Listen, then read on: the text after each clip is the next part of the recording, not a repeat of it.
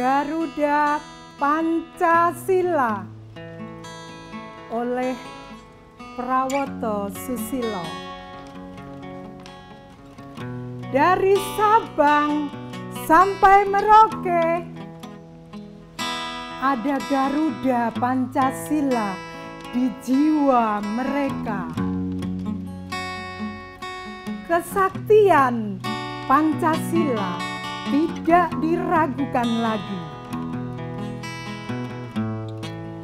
Sebagai pedoman hidup bernegara. Walau berbeda-beda agama, walau berbeda-beda suku, walau berbeda-beda bahasa, tetap Bhinneka Tunggal Ika. Entah sampai kapan, tak terbatas ruang dan waktu. Dari anak-anak sampai tua,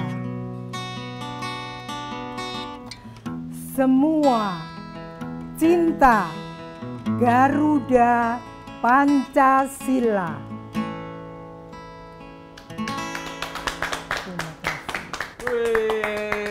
Kasih tepuk tangan sekali lagi. Wah, terima kasih. Ada puisi pagi-pagi ya kan? Iya. Oke, ya. Waduh, alhamdulillah hari ini kita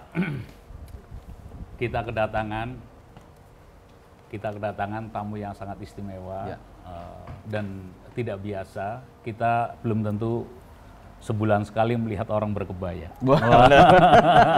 Ya kan? Saya akan menyapa dulu teman-teman di Cafe Puisi.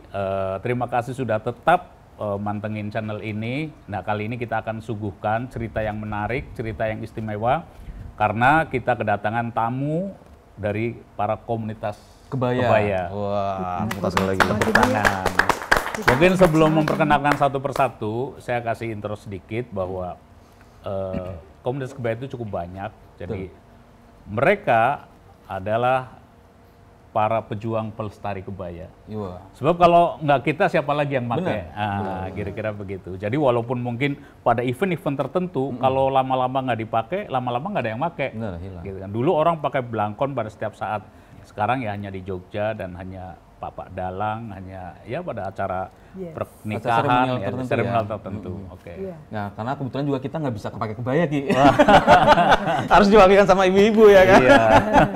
Atau mbak-mbak yang cantik ini ya. Gitu.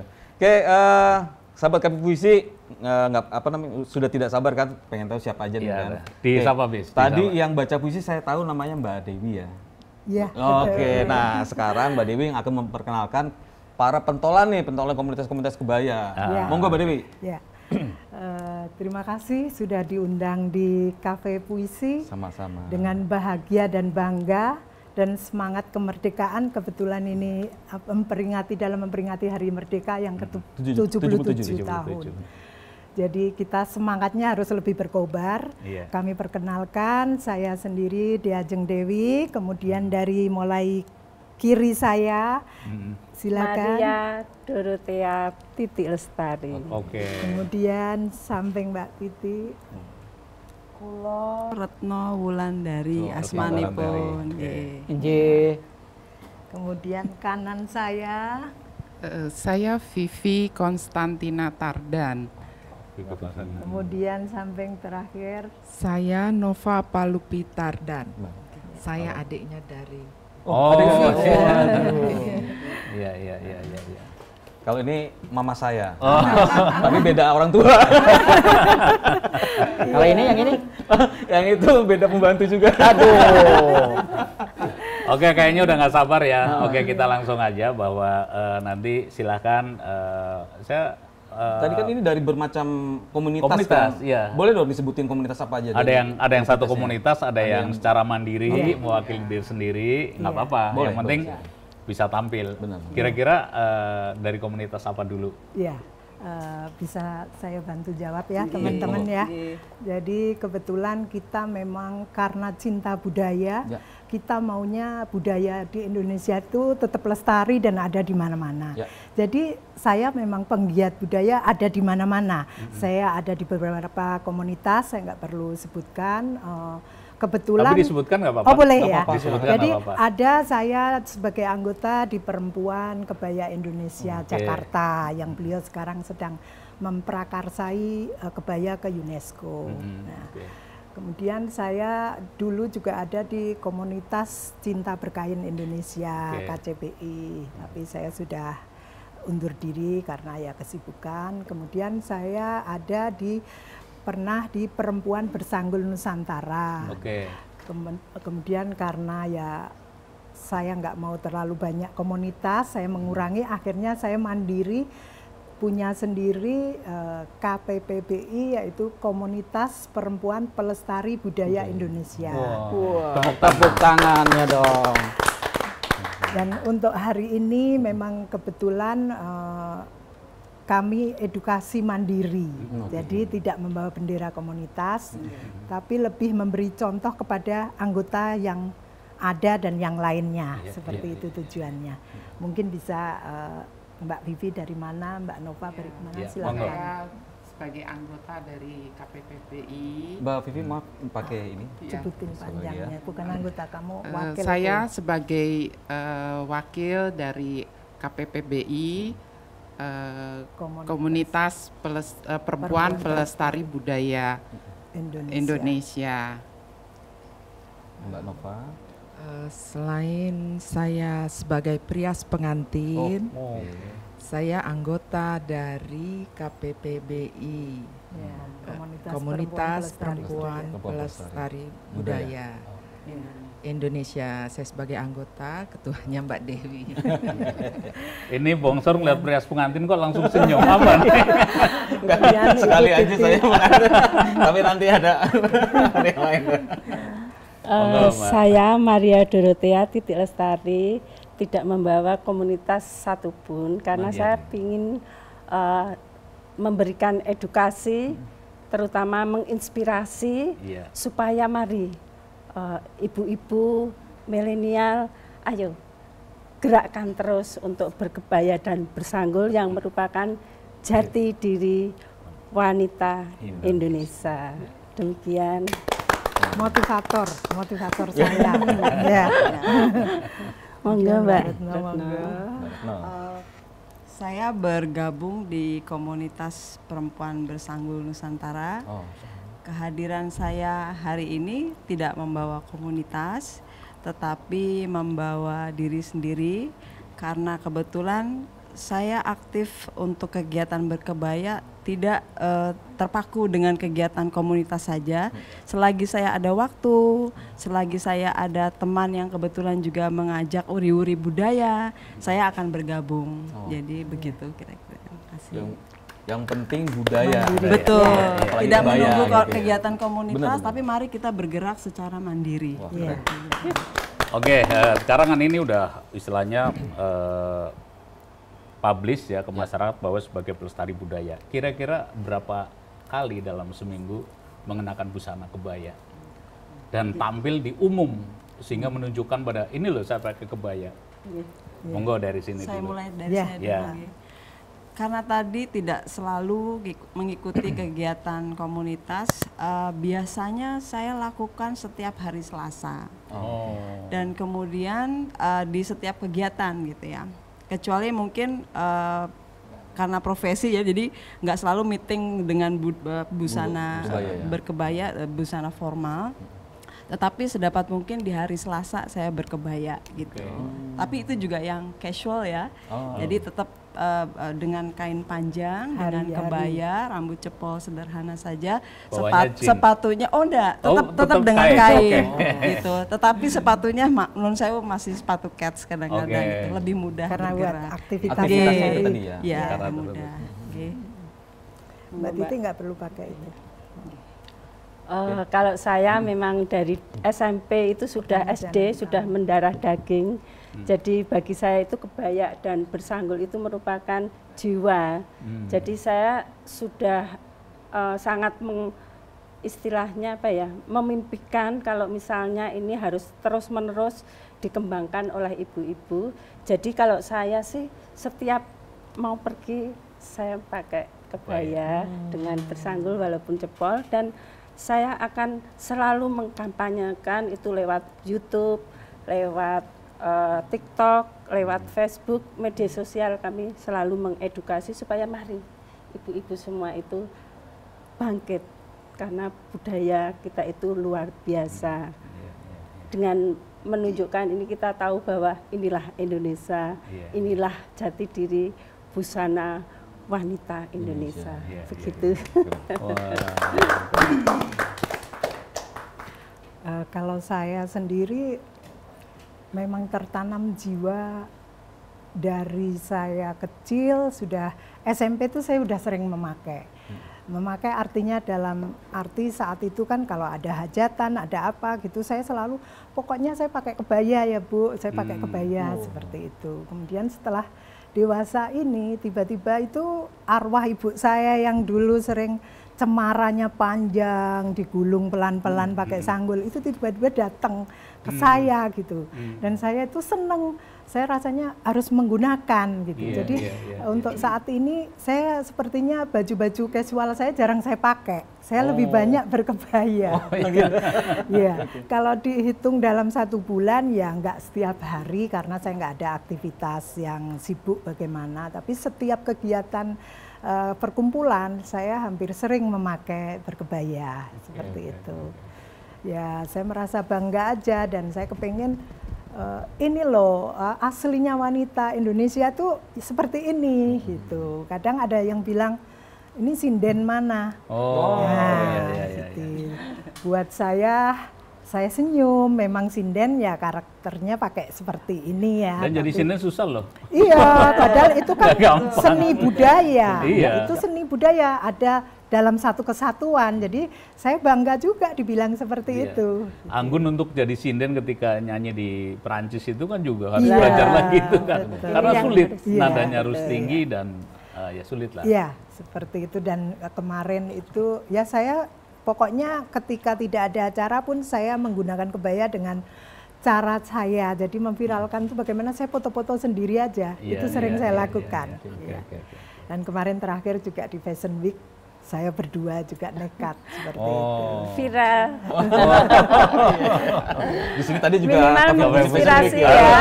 Harus viral, harus menginspirasi tugas kita. Ya, mungkin monggo Ibu. Oke, sebelum dijawab sebentar Bu. Ini Hutan Dewi mau ngasih minuman dulu ya kan, biar nggak kering. Masa ada tamu. Assalamualaikum. Waalaikumsalam. Monggo silakan. Terima kasih. Kalau kopi untuk sesepuh. Wah, kok cangkirnya beda-beda ini. Beda. Monggo silakan. Nah ini ibu-ibu perhini dulu ya Bu ya. Monggo silakan. Harusnya sedia jamu, Ca. Ya kan, Gunir. Ya, kalian juga bentar. Maaf. Nggak apa-apa. Kita ada gorengan juga nih. Waduh. Aduh, di Cafe Puisi ini Cafe Puisi, makanannya makanan Indonesia banget ya. Monggo loh Bu. Kayaknya semua doyan ini. Ya, monggo silakan. Monggo. Terima kasih. Ya, monggo sambil Terima dijawab. kasih kesempatannya. Jadi kami karena memang keluarga Jawa dari nenek moyang leluhur kita menanamkan tata krama ya, toto kromo dari sampai ke busana.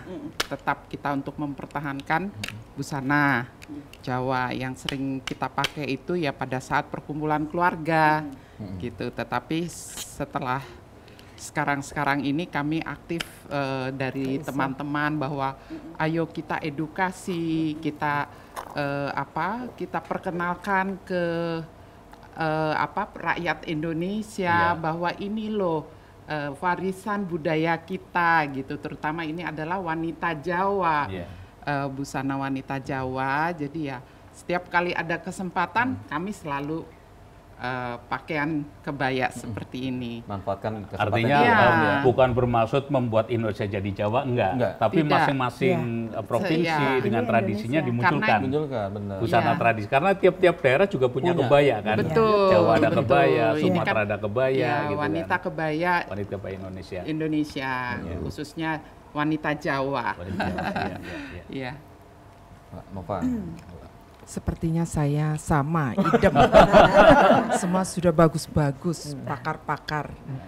Ya, leluhur kami pun dulu juga berkebaya. Bahkan mbah saya perias pengantin, sering berkebaya. Jadi sampai sekarang pun kami tetap berkebaya. Nah, mungkin dari Mbak pertanyaannya dirubah, motif yang dipakai itu motif kan apa? beda-beda nih. Oh benar. ya, Apa ini sih kebetulan motif jumputan. Oke. Jumputan ini dari Tenun Jawa jumputan Tengah. Jawa. Ya, Tenun dari Jawa Jawa. Tengah. Sebenarnya motif ini ada kaitannya dengan acara tertentu nggak? Misalnya kalau kayak saya ngelihat di keraton itu kan motif tertentu untuk acara tertentu gitu kan. Misalnya Kalau pas untuk Jumenengan jumputan pasti beda ininya. Iya. Terus pada acara ini beda lagi. Jumputan itu ya ini buat acara-acara di keraton yang tidak resmi. Tidak ya. non formal ya. Iya. Ini Jadi jumputan. bisa dipakai hari-hari. Iya, bisa dipakai Pakai harian. hari-hari. Casualnya mungkin ya. Iya, Casualnya. iya, iya, Casualnya iya. kebaya. Jadi tenunnya Jawa ya itu Iya. jumputan. Ini tenun, silahkan. Iya. Ini apa motifnya? Ini tenun lurik. Lurik ya. Iya. Ini tenun. Gitu. Asli Jawa mana Bu kalau tenun lurik itu? Iya, dari Jogja. Jogja. Iya. Oke. Biasanya digunakan untuk acara apa kalau tenun lurik itu? Biasa bapak-bapak ya. Lurik itu sebenarnya bapak Surjan. awalnya Sorjan, surjan, ya. tetapi kita yang perempuan juga menyesuaikan gitu. Bisa Karena untuk motifnya bagus. Biasanya bapak-bapak memakainya dengan surjan. Iya. Iya, saya bantu juga. Monggo. Saya nggak pernah pakai ini ya. Jadi kalau ini kan Nusantara kita itu kan luas, ada kerajinan tenun, ada batik. Iya. Nah, tenunnya Jawa itu ya jumputan dan lurik. Iya. Dan ini digunakan hari-hari. Ini Oke. harian ya? Casual, ya seperti itu. Nah kalau untuk saya, kenapa saya pakai merah putih? Karena kan tujuannya memang ini memperingati Hari Kemerdekaan. Kemudian yang saya pakai ini bahan broklat. Ya, broklat itu umum lah ya, semua bisa untuk resmi, bisa untuk casual. Bahkan bahan broklat itu untuk menolong UMKM kan sekarang dipakai apapun bisa. Iya. Seperti itu. Monggo kalau Mbak Titi apa ini? Ya. Jadi saya ingin mengedukasi juga bahwa kebaya yang saya pakai itu biasanya kalau zaman dahulu itu dari keraton itu menggunakan, ini sebenarnya untuk apa, perkawinan ya, acara Pernikahan. Ya, pernikahan itu pakai bludru dan ini jariknya sidomukti. Ya. Sogan sidomukti. Ya. Jadi cenderung resmi lah ya, Formal. Resmi, Formalnya formal, ya. Jadi ini ada filosofinya. Kalau sidomukti itu artinya bahwa harapannya itu zaman dahulu bahwa diharapkan pengantin untuk keluarga menjadi kedepannya itu menjadi mulia dan sejahtera begitu. Sukses lah istilahnya. Sukses lahir batin dan bahagia lah. Terbukti bahagia. Terus kemudian kami memang sengaja ini mencontohkan ya, saya tak berdiri boleh? Boleh. Jadi ini mencontohkan bahwa kita itu mau berkebaya berdasarkan daerah ya. Ini daerah Solo. Jadi Solo itu ada Kutu Baru. Kemudian sanggulnya kita pakai konde. Ini konde. Terus kemudian kalau selopnya itu sebaiknya kita selop yang terbuka seperti Mbak Retno. Ya, karena saya ingin biar matching karena memang eyang-eyang dahulu itu pintar sekali. Jadi antara merah sama ini harus dimatchingkan ya supaya kelihatan lebih elegan, anggun gitu. Matur nuwun. Mbak Retno nih. Kalau ini bahannya sebetulnya lebih kepada apapun kain bisa dikenakan. Pakai mikrofon. Oke. Ini sebetulnya kainnya tidak khusus untuk kebaya. Jadi mungkin ada yang pernah melihat jenis kain ini adalah kain chiffon. Bunga-bunga ini tidak melulu untuk kebaya. Jadi mungkin untuk baju pesta atau untuk kreasi busana yang lain. Cuma memang bunga-bunga menjadi pilihan juga untuk menjadikan kebaya karena kelihatan bunga itu kan memberikan kesan indah, adem dan berwarna-warni. Betul, warna itu sendiri dalam berkebaya menjadi satu hal yang menarik. Jadi tidak melulu warna kebaya itu satu warna gitu, atau tidak melulu kebaya itu warnanya gelap gitu. Tetapi ternyata bunga-bunga pun bisa gitu. Tapi kalau polkadot ya enggak ya, Mas ya. Beda ya. Enggak, itu beda. Kan kita sudah diwakili dengan jumputan yang indah. Iya, gitu. iya. Garis-garis sudah ada dengan lurik gitu. Ada brokat juga, kemudian bludruk. Kalau ini memang kebetulan motifnya bunga-bunga, bisa yang besar-besar, bisa yang kecil-kecil. Monggo kerso saja yang mau memakainya gitu ya. Iya, saya boleh menambahkan ya jawaban yang kebaya bunga-bunga. Jadi itu cenderung sebetulnya vintage. Jadi kebaya kuno jadul itu mereka memakai bunga-bunga. Ya, berupa bahan Paris, zaman dulu itu seperti itu. Dan sekarang bisa dipakai untuk casual. Jadi hari-hari itu lebih santai menggunakan bunga-bunga. Jadi kita berkebaya cantik tapi berbunga-bunga juga hati dan bajunya seperti itu. Karena dipakai hari-hari lebih adem gitu, seperti itu ya. Menambahkan pada saat kepemimpinan Presiden Soeharto, Ibu Tun Soeharto kan Pakai mic. Iya, saya tambahkan Ibu Negara dulu, Ibu Tun Soeharto menggunakan busana kebaya dengan warna-warni dan bunga-bunga. Iya, betul. Ya. Dan setiap hari. Kalau nggak Titi nggak perlu pakai itu. Jadi justru ini ingin kami tekankan bahwa sebenarnya sudah zaman dahulu eyang-eyang itu menggunakan kebaya itu punya filosofi.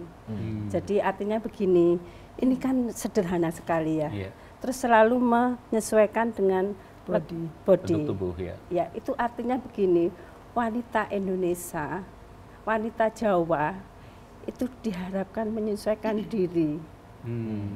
Jadi artinya kita itu luwes begitu. Jadi itulah kehebatan eyang zaman dulu itu dalam menciptakan sesuatu itu selalu ada makna dan edukasinya. Mawas diri itu kan artinya kita harus selalu setiap saat koreksi diri kita. Dengan berbusana itu tadi ada filosofinya seperti itu supaya jangan semena-mena kita melakukan dalam kehidupan. Jadi selalu hati-hati, mungkin seperti itu filosofinya. Terpengaruh nggak ya ketika mengenakan busana kebaya, otomatis jalan aja harus tertata? Ya sangat. Kan? Cara bicara pun otomatis akan menyesuaikan ya. Nggak mungkin akan ngomong keras, nggak mungkin akan bicara yang nggak baik gitu kira-kira. Itulah begitu. Ya. Itu secara otomatis atau menjadi saya pakai kebaya berarti harus ditata atau secara otomatis? Otomatis. Justru sepertinya ini yang langsung ya. Langsung apa ya? Berjalan dengan sendirinya. Yang kita biasa pakai celana jeans sobek-sobek, kita merasa bebas kayaknya ya masih rada bagaimana gitu. Tapi ketika kita dengan busana ini, sepertinya kita lebih hati-hati jalan, ya ngomong pun kita tidak harus dihati-hati, ya hati-hati sendiri. Gitu ya. Betul, karena memang ini jaret ini diubet itu kan artinya kita harus pelan-pelan ya, nggak bisa langsung jalan. Otomatis ini menandakan bahwa kita itu juga harus tertata. Begitu. Segala sesuatu harus pelan-pelan, kita jalan pelan-pelan, jangan gerusa-gerusu ingin menggapai sesuatu harus semuanya instan sepertinya begitu. Kemudian ada kendet. Ya, kendet ini kendet yang panjang itu kan selalu di penting itu ya. Ya, itu stagen. Ya. Itu artinya ada filosofinya tersendiri. Jadi kita sebagai wanita itu terutama ya, tapi ya laki-laki, bapak-bapak nggih. harus begitu. Jadi artinya kita harus sabar. Ususnya kudu dawa gitu. Usus. Artinya gini, mungkin sepanjang udet itu tadi dimasukkan ke sini kan, sing dawa ususmu. Itu artinya yang sabar tanpa batas gitu. Atau siapa yang bisa ngampet bakal selamat. Saya mau tambah. Bisa juga Mbak. Selain mengenai kebaya dan sogan seperti ini, sebetulnya bersanggul pun ada maknanya. Kalau buat saya pribadi ya, kalau ketika kita melakukan sanggul ini disasak Mas, itu kan nun sewu, ini kening ini kan terbuka ya, terlihat. Itu satu filosofinya adalah bahwa kita tuh harus mempunyai pemikiran yang luas. Sabar jembar pikirannya, cara berpikirnya luas dadanya, hatinya. Betul, itu seperti itu. Kemudian yang kedua adalah masalah kerapihan. Nggak mungkin dong yang satu trepes, yang satu bertinggi. Nah itu enggak. Itu harus ditata ke belakang, tingginya harus sama, kiri kanan, kemudian bersanggul. Nah, bersanggul ini sendiri mungkin nanti Mbak akan bantu jelaskan. Ini beda-beda nih Mas. Yang saya kenakan ini. Mbak Retno terusin dulu Bapak. Mbak, ini sanggul yang saya kenakan ini apa Mbak? Ini untuk sanggul ukel teko ini dari Yogyakarta. Keraton Yogyakarta itu kalau pakai sanggulnya seperti gede juga ya sanggulnya. Terus kemudian kebayanya semestinya itu tertutup jadi kayak kartini.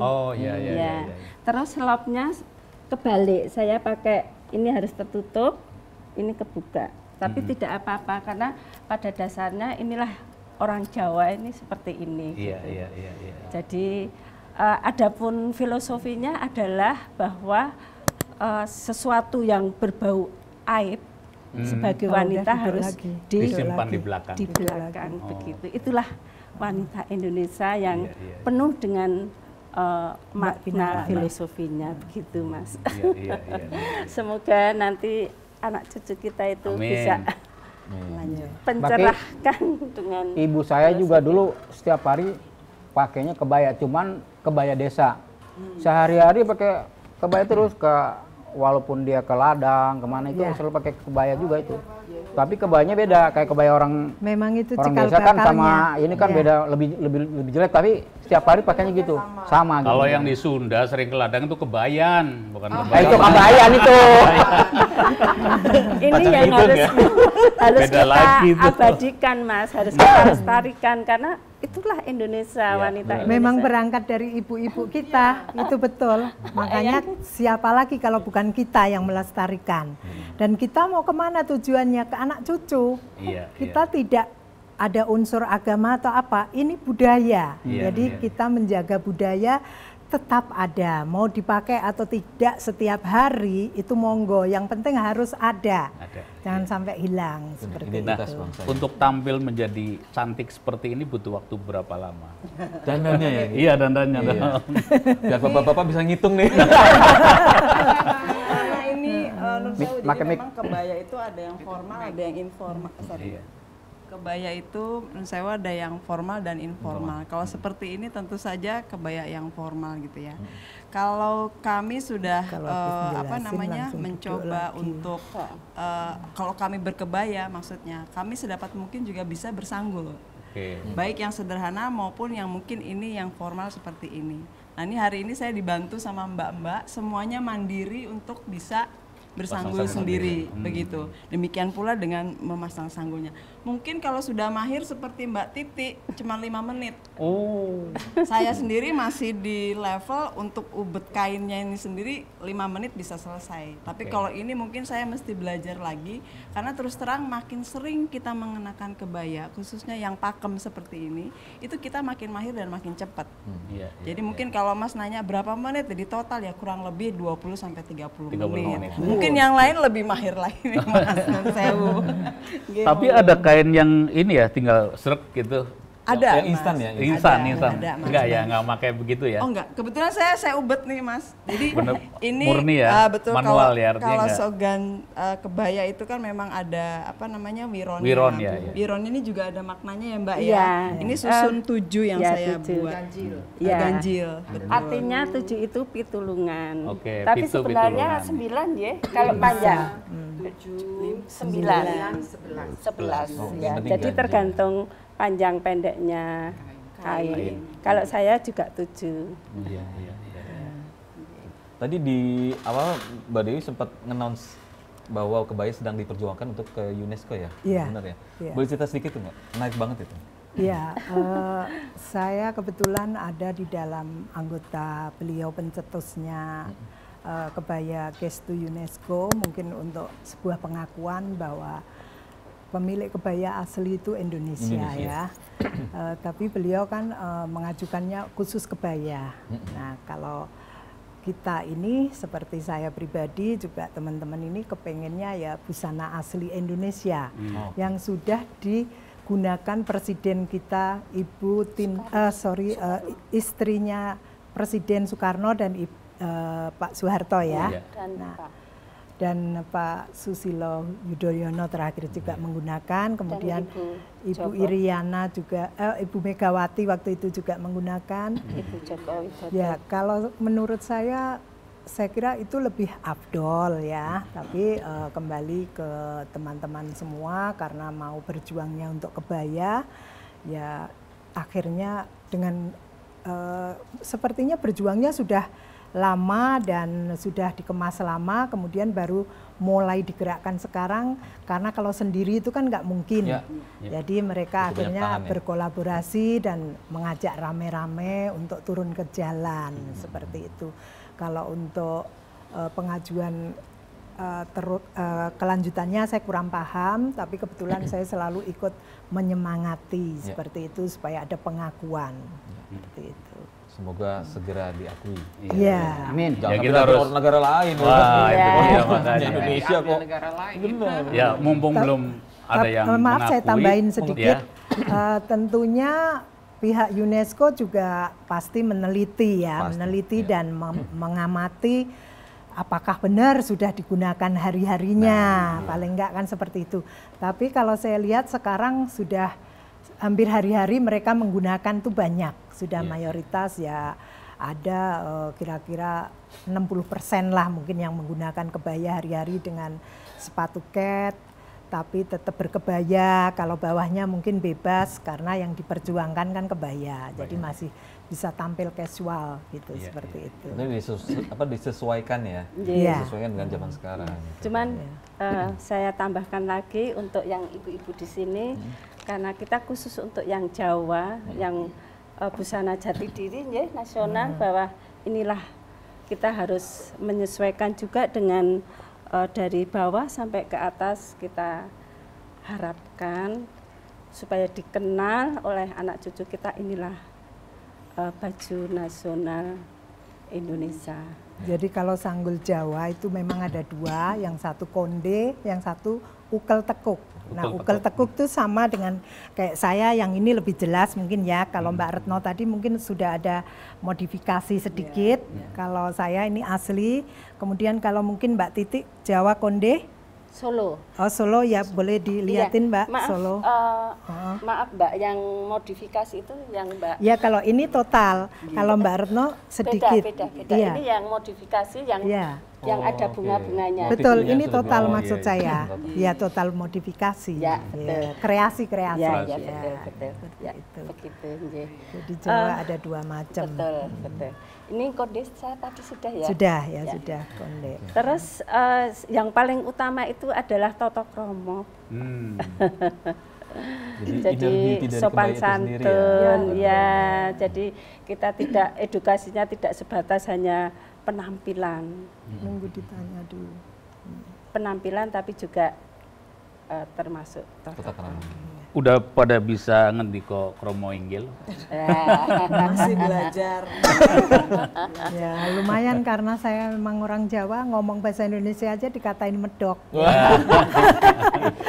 Jadi ya masih bisa lah. Bisa ya. Sedikit-sedikit bisa. Dan itu bagian dari dalamnya kebaya tuh ya, Cik. Iya. Kalau saya terus terang nggak bisa kalau saya. Karena asli mana, Mas? Saya asli Jakarta sebenarnya, Bu. Cuman dulu iya, sekolah di bisa, Cilacap. Cilacap tuh ngapak sebenarnya. Dan karena orang luar. Tapi karena dikerjain sama aslinya temen-temen kan gitu bukan ya. dari Jawa, nggak apa-apa. Sopan santun. Saya Jakarta. Nah, kebetulan kalau kita nih para bapak-bapak, terutama saya dan Mbak Aki, juga mendukung kebaya, hanya memang tidak dipakai, tapi lewat puisi. Lewat puisi. Nah, ini ada puisi tentang kebaya ya. Tentang kebaya. Monggo silakan sambil cicipi gorengannya, kita dengerin Mbak Aki baca puisi ya. Oke. Kurang airnya saya tambahin.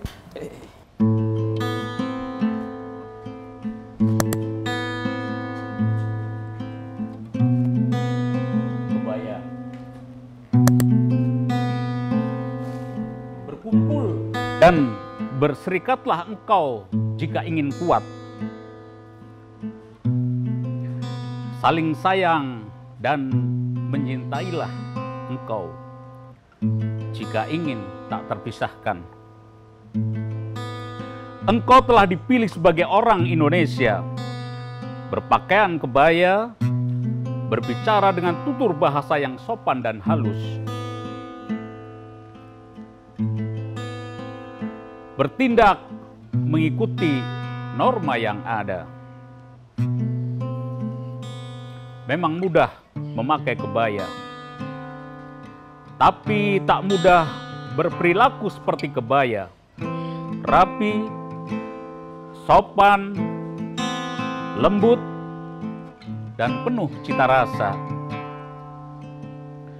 Dari zaman ke zaman orang mulai meninggalkan kebaya, sebab bukan saja ribet dalam memakainya, tapi juga menyesuaikan perilaku dengan yang disandangnya. Sulit, membelit. Itulah barangkali pentingnya komunitas. Kita jadi semakin erat menjaga. Dengan komunitas ada energi untuk saling menjaga. Terima kasih.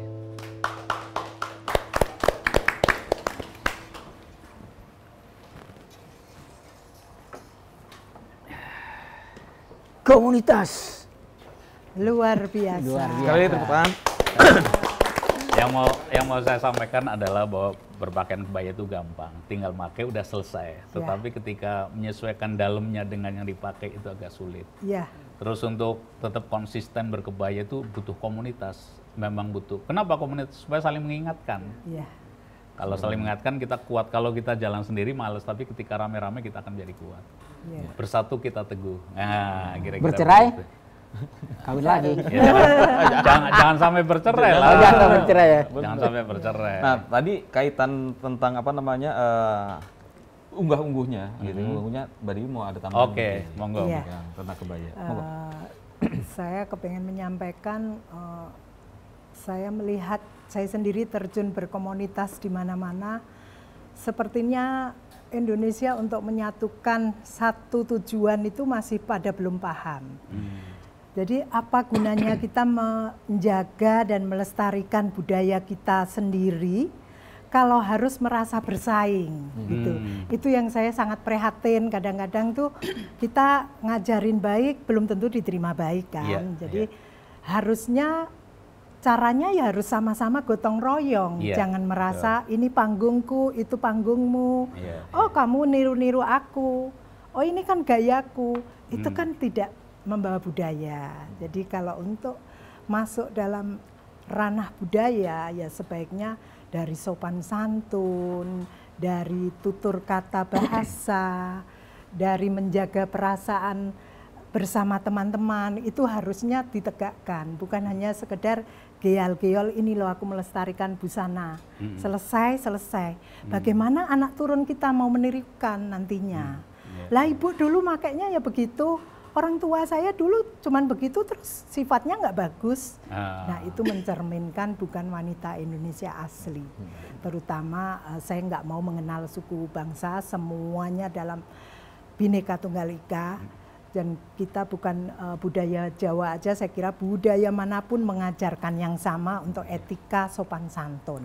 Sopan santun yang bagaimana hormatilah semua ide teman-teman. Sayangi, kasihi, rangkul, dan hargai sekecil apapun jasa beliau.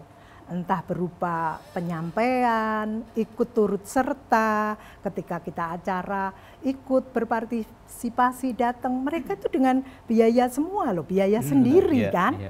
Yang menyisihkan dari sebagian anggaran rumah tangganya masing-masing untuk melestarikan budaya dengan busananya. Nah, jangan sekali datang dia sanjung, 2 kali nggak datang dia istilahnya dikucilkan, dilupakan. Nah, hal-hal yang seperti itu penting loh dalam kerukunan. Nah, kerukunan pun ada di dalam Pancasila seperti itu. Jadi persatuan, inilah persatuan. Mari bersatu menjaga budaya kita bersama-sama. Jangan ada persaingan. Pokoknya kita tanamkan sopan santun, menghargai, menghormati, sekalipun tidak senang ya tetap kita tersenyum, saling memaafkan. Karena tujuannya satu, untuk melestarikan budaya Indonesia. Jadi jangan, sepertinya kan sekarang ini udah teknologi canggih, semuanya pinter, sekolahnya nggak ada yang rendah, semuanya tinggi. Tapi lupa dengan apa isi Pancasila itu. Ya ada tata tertib, jadi ada kerukunan, kesantunan, ya menyatu, jalan bersama, toh tujuannya menjaga budaya. Tapi ketika ada yang satu, oh itu bukan grup kita, jangan. Yang itu janganlah. Beliau begitu, biarkan. Kita nggak bisa menasehati, tapi kita yang mencontohi dari diri kita sendiri. Makanya hari ini mandiri, berdikari sendiri-sendiri, tidak membawa komunitas. Tepuk karena tangan. Seperti itu. Boleh saya menambahkan sedikit? Ya, pada dasarnya untuk wanita-wanita Indonesia itu diharapkan, disarankan supaya ada rasa andap asor. Jadi kalau sudah ada rasa andap asor, kita akan menghormati, saling menghormati. Karena disinilah wanita juga harus berperan. Jadi kalau kita saling menghormati, dengan siapapun, daerah manapun, dengan siapapun, kita pasti akan lebih tentrem, ayem, damai, sejahtera. Mari kita semua diharapkan ibu-ibu sebagai tiang negara. Iya, benar-benar. Perempuan sebagai tiang negara. Habis negara. Karena yang menjaga moral bangsa ya ibu-ibu. Justru ini. Jadi kita, jadi kita ini sebagai kelompok yang kecil, bukan kelompok ya, kita itu hanya punya jiwa gitu loh, jiwa yang sangat nggak bisa diomongkan ya Mbak. Kalau sudah masuk di sini itu maunya itu memberikan sesuatu pencerahan gitu ya, minimal monggo kita bareng-bareng ikut melestarikan, ikut mengayu bagyo, dan kalau bisa kita beri contoh sebisa-bisanya sesuai dengan nenek moyang kita yang begitu luar biasanya. Makaten.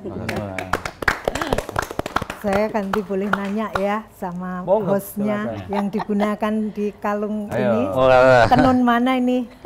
Ini kalau nggak salah sih. Jenisnya apa namanya ya? Bener nggak saya nyebut tenun saya salah? Diberi katanya sih dari NTB atau dari mana ini? Lombok. Iya. Nggak sempat bertanya juga, begitu Indonesia udah saya langsung cinta aja. Iya. Ketika cinta kan nggak tutup mata aja udah langsung. Karena labelnya Indonesia. Labelnya Indonesia. Itu ya gitu. Betul. Tenun juga Indonesia, batik juga Indonesia. Warnanya juga warna-warni menarik. Iya. Klasik kelihatannya. Ini klasik. Sekarang juga ibu-ibu Mas sudah juga kan yang sebelah sana. Oh iya, saya selalu pakai ini Jogja nih, Jogja. Iya. Itu mana? Jogja apa Papua Nugini, Cang? Oh luar ya. Papua Nugini bukan kita. Oh iya. Ini ya biar ngomong lah, jangan diem aja. Aku nih keterkesima dengan ibu-ibu yang pakaian kebaya ini. Ingat itu kelihatannya sanggul semua. Ingat istriku juga, istriku selalu pakai ini. Kalau pakai sanggul aku tarik mulu dari belakang. Jahil kali itu.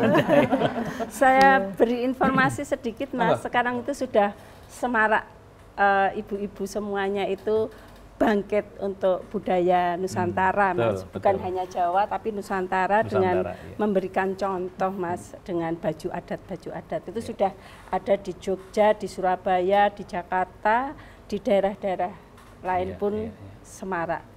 Kemudian yang sudah kita tampilkan yang di Citayam itu ya, itu pakai Jawa ya. Kemudian sekarang malah di luar Jawa saya lihat ya Mbak, itu pakai adat.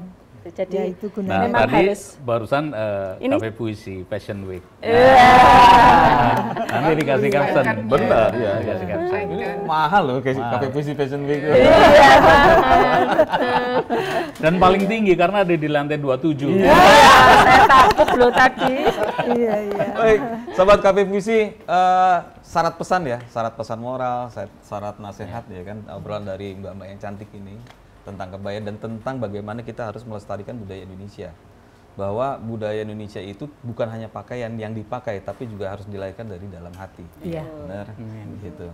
Oke, sekali lagi kami mau mengingatkan untuk teman-teman atau sahabat Cafe Puisi yang punya puisi, silakan DM atau email, kirim email puisi kalian ke sini.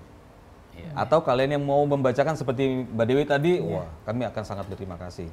Karena kita harus juga cinta terhadap budaya ya kan, dan puisi.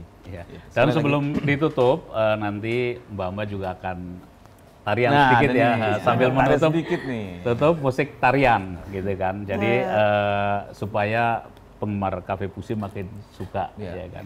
Boleh saya mengingatkan sedikit tadi mau menanyakan goalnya sampai di mana? Monggo. Oh ya, monggo. Iya. Untuk goalnya kalau buat saya tidak ada goalnya. Jadi kita hanya kepingin tetap ada lestari di bumi Indonesia. Bahkan saya kepingin bisa menjadi tuan rumah di garda sendiri dengan busana berkebaya seperti ini.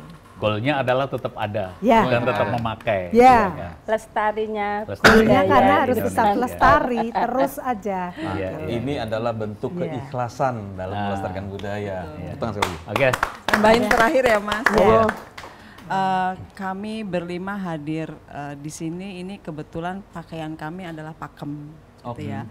Untuk melestarikan kebaya itu sendiri, masing-masing mungkin mempunyai cara, mempunyai cara yang nyaman dipakai, gitu ya. Atau pilihan warna, atau pilihan corak.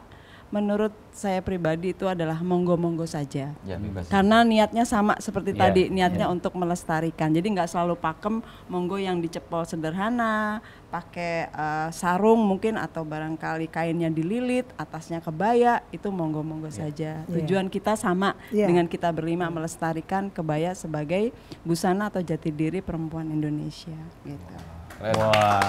Oke. Jadi ajakan untuk milenial saya tambahkan berkebaya yuk. Sobat Cafe Puisi, berkebaya dan yuk. Dan saya tambahkan lagi satu, jangan lupa sopan santun, tata krama, adab asor, itu harus selalu ditanamkan kepada milenial supaya inilah Indonesia. Oke. Lagi untuk penutup kita sambut lagi perempuan pelestari budaya Indonesia. Iya, silakan.